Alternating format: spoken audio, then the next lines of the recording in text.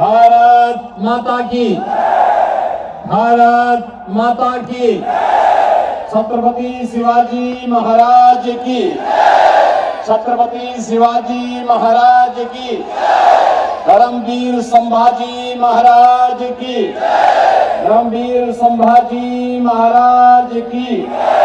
वंदे वंदे वंदे नमः पार्वती पते हर हर। भोसरी विधानसभा क्षेत्र से जुड़े हुए मेरे सभी उपस्थित बहन और भाइयों, प्रथम पूज्य श्रीमंत दगड़ू सेठ गणपति बप्पा की इस पावन धरा को, भोलेश्वर महादेव की इस पावन धरा को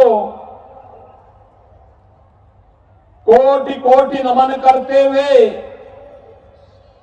आप सभी का इस उत्साह के लिए मैं हृदय से अभिनंदन करता हूं, स्वागत करता हूं। बहनों और भाइयों, महाराष्ट्र के अंदर यहां पर नई सरकार बनाने के लिए चुनाव चल रहे हैं। चुनाव में फिर से दो पक्ष हैं। एक पक्ष प्रधानमंत्री मोदी जी के नेतृत्व में महायुति गठबंधन का महाराष्ट्र के अंदर श्री एकनाथ शिंदे, श्री देवेंद्र फडणवीस, श्री अजीत पवार, श्री रामदास अठावले, ये सभी प्रधानमंत्री मोदी जी के यशस्वी नेतृत्व में महाराष्ट्र के अंदर महायुति का नेतृत्व करते हुए आपके बीच में है। प्रधानमंत्री मोदी जी ने पिछले 10 वर्ष के अंदर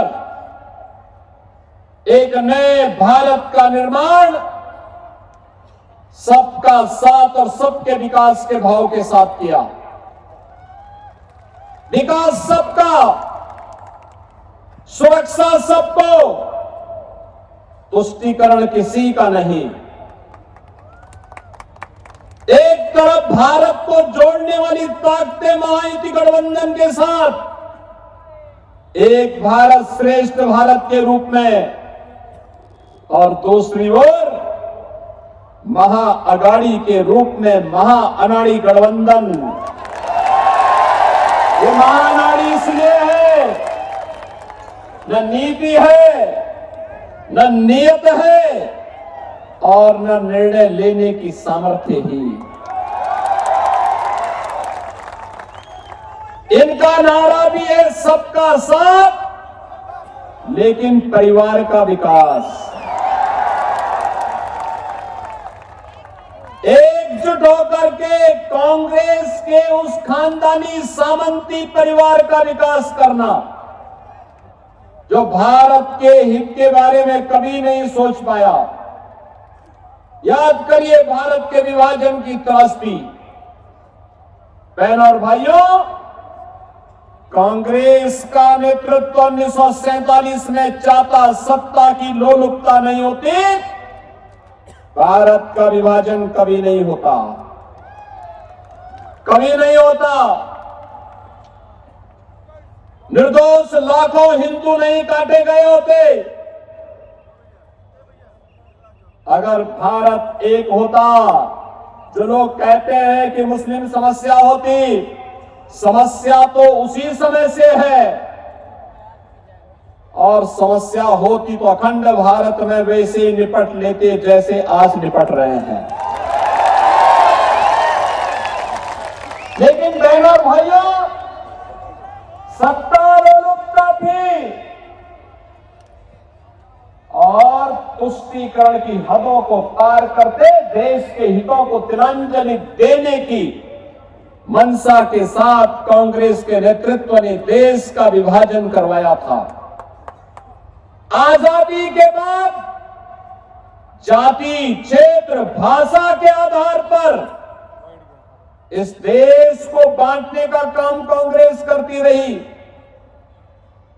महाराष्ट्र के लिए मैं आज इसलिए भी आपसे कहने के आया हूं कि महाराष्ट्र का पूरा राष्ट्र कृतज्ञ भाव से सम्मान करता है, क्योंकि यही महाराष्ट्र है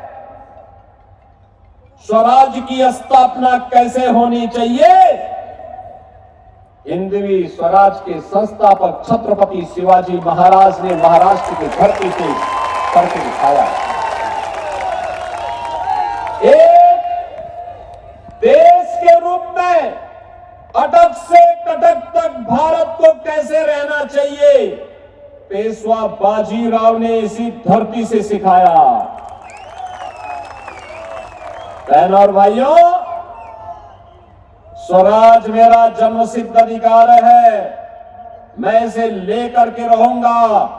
गणनायक से लेकर के लोकनायक की यात्रा करने वाले बाल गंगाधर की तिलक की एक पावन धरा है, ये महाराष्ट्र ने देश को दिया है। बहनों और भाइयों, सामाजिक समता के माध्यम से राष्ट्रीय एकता को सुदृढ़ता प्रदान करनी है, महात्मा फुले ने यहीं से संदेश दिया था। महिला शिक्षा भारत के सशक्तिकरण के आधार बनेगी, सावित्रीबाई फुले ने यहीं से संदेश दिया था। 1857 की क्रांति एक क्रांति नहीं, भारत का प्रथम स्वतंत्र समर है। वीर सावरकर इसी धरती की उपस्थिति, जिन्होंने 1857 के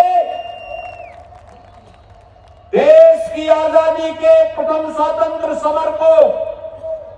स्वतंत्र समर की संज्ञा देकर के उसे इतिहास के पन्नों में अमर बनाया था।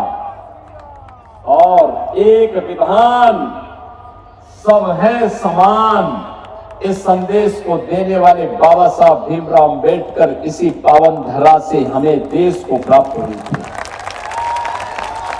और इसलिए महाराष्ट्र की धरती को बांटने की जो कुश्ती चेष्टा एक कांग्रेस के लोगों के द्वारा, मां अनाड़ी गठबंधन के द्वारा किया जा रहा है, उसके प्रति सचेत करने के लिए ही मैं आया हूं।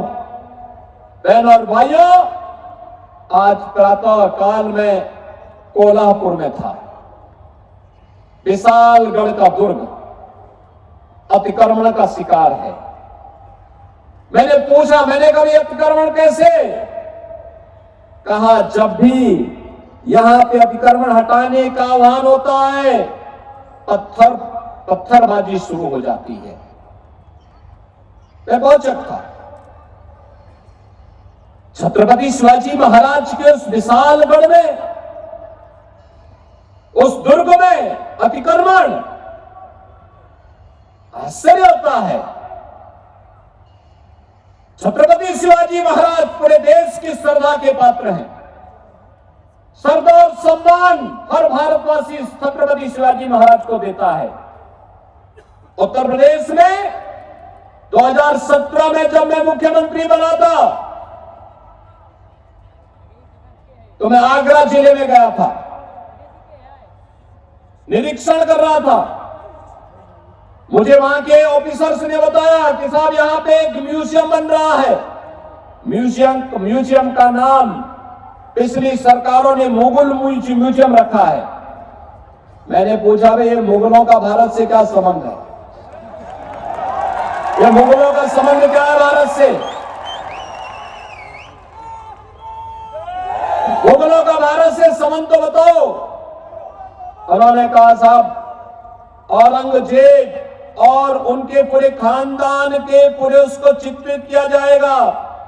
मैंने कहा नहीं, उसके खानदान को नहीं चित्रित किया जाएगा।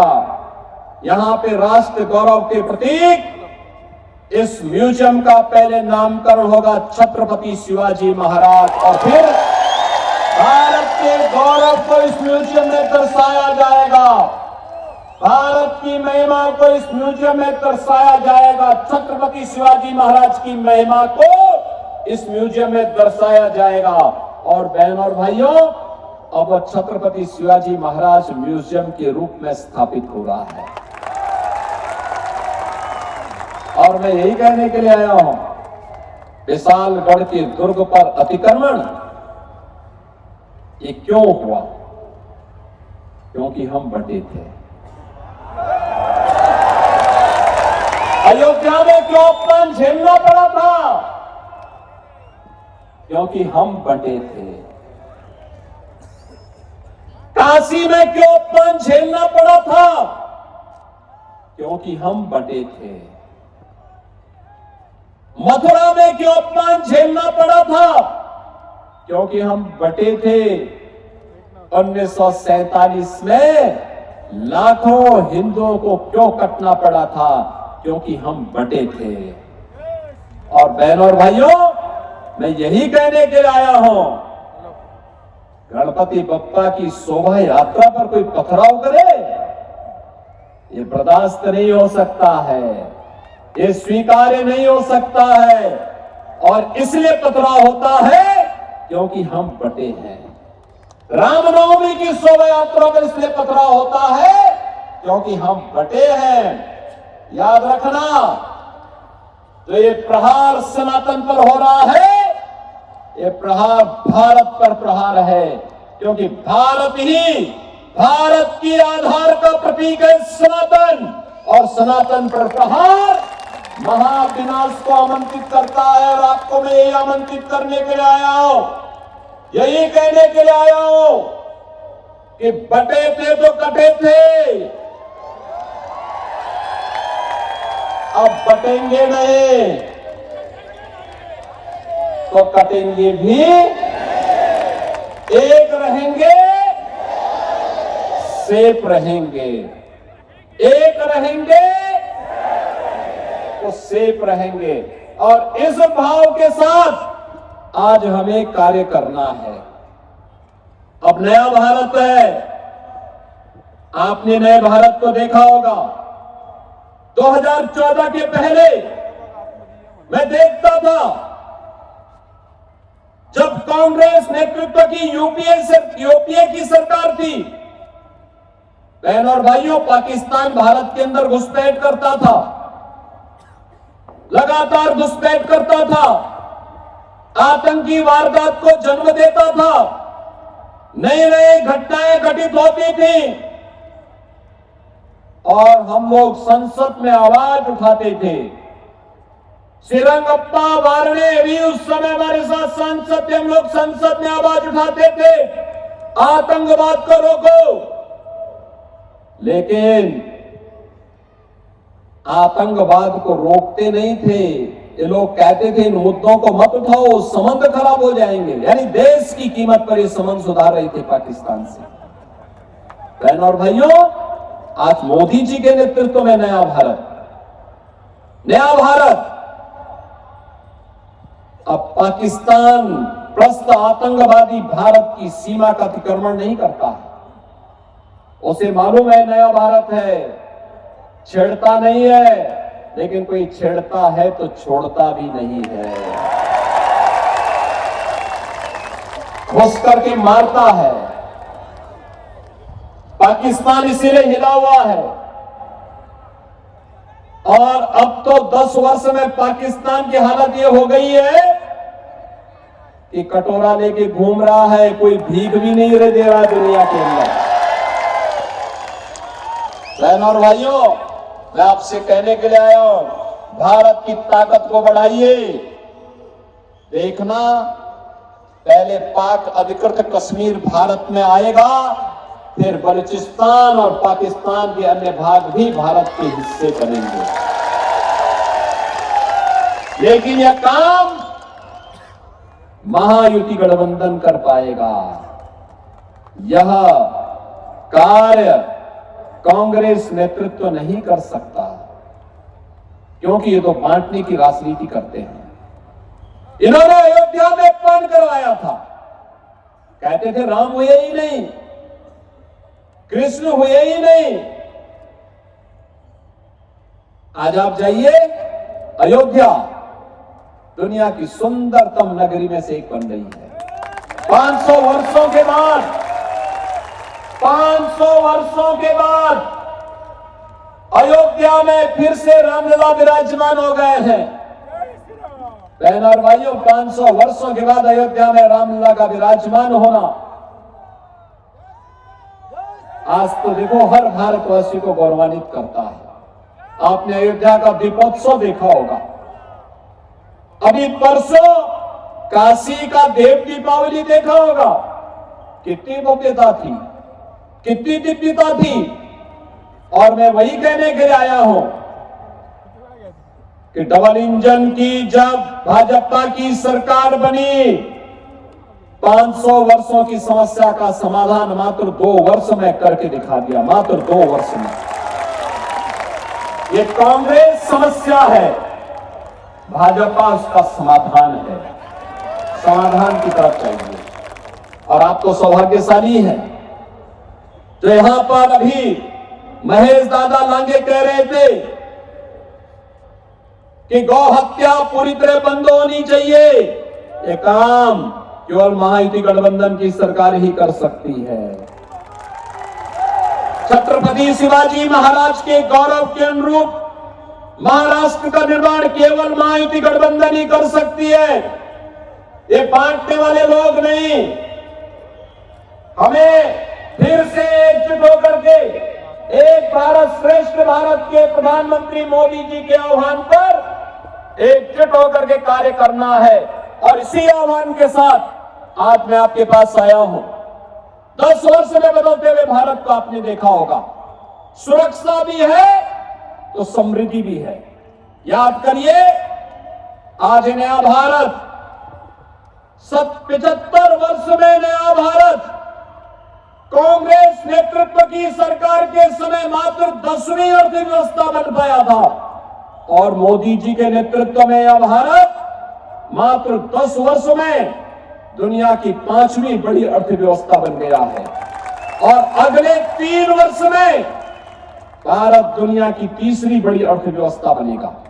वर्ल्ड क्लास इंफ्रास्ट्रक्चर, हाईवे के रूप में, रेलवे के रूप में, मेट्रो के रूप में, IIT, IIM, air connectivity, 1 district और मेडिकल कॉलेज, हर घर नल की योजना, ये सब भी प्रभावी ढंग से क्रियान्वित हो रही है।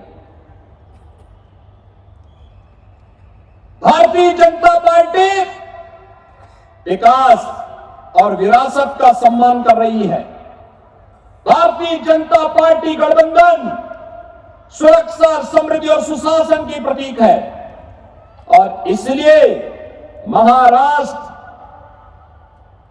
के अंदर महायुति गठबंधन की सरकार आवश्यक है। और इस सरकार के लिए आपका आह्वान करने के लिए मैं आया हूं। महेश दादा ने यहां बहुत कार्य किए। लगातार छत्रपति शिवाजी महाराज और धर्मवीर संभाजी महाराज को आदर्श मान करके पूरा जीवन समर्पित किया है सेवा में। और उसी सेवा के प्रति उन्हें सम्मान देने के लिए आज मैं सीधे लखनऊ से आपके बीच आया हूं। आप बहनों और भाइयों, श्री महेश दादा लांगे को आप विजयी बना के भेजेंगे। 20 नवंबर को होने वाले चुनाव में विजयी बना के भेजेंगे। जहां तक मेरी आवाज जा रही है, आप लोग मुझे बताओ, आश्वस्त करो, दोनों हाथ मिला करके, दोनों हाथ मिला करके आश्वस्त करो। आप में से कितने लोग, एक बार थोड़ा हाथ नीचे करना, कितने लोग अयोध्या गए रामलला के विराजमान होने के बाद? काफी बड़ी संख्या में गए हैं। और मैं यहाँ पे श्रीरंगप्पा बारणे जी को, जो यहाँ के माननीय सांसद हैं, और श्री महेश दादा को कहूंगा कि चुनाव के बाद एक बार कोसली विधानसभा क्षेत्र के सभी मतदाताओं को अयोध्या धाम और महाकुंभ का दर्शन जरूर करवाइए। एक बार वहां लेकर के आइए। 2025 में प्रयागराज में महाकुंभ का आयोजन होने जा रहा है। दुनिया का सबसे बड़ा सनातन धर्म का, संतों का भी और भक्तों का भी समागम होगा। 40 करोड़ श्रद्धालु वहां आएंगे और उसमें आपको भी, पुणे को भी आमंत्रित देने के लिए मैं आया हूं। आप लोग भी पधारें और इसलिए मेरी आप सबसे विनती है, 20 नवंबर को महेश दादा लांगे को कमल चुनाव चिन्ह पर भारी बहुमत से विजयी बना के भेजना है। भेजेंगे भेजेंगे भेजेंगे। जहां तक आवाज जा रही है, महेश दादा इधर आकर के जनता जनार्दन का आशीर्वाद लीजिए।